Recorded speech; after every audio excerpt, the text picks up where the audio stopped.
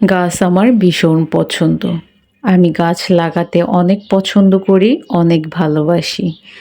আর আমার দেখা যায় কাজ তো সারাক্ষণ করি, কাজের ফাঁকে বেশি সময় আমি বারান্দায় এসে বসে থাকি। কারণ এই যে সবুজ গাছ দেখতে আমার এত ভালো লাগে যেটা আসলে আমি কাউকে বলে বোঝাতে পারবো না।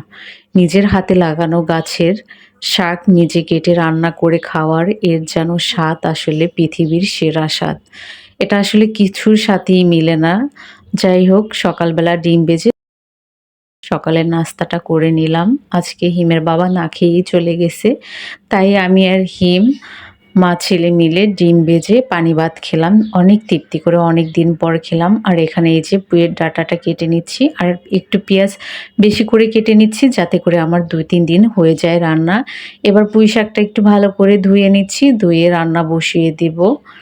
তো অল্প পরিমাণ হয়েছে।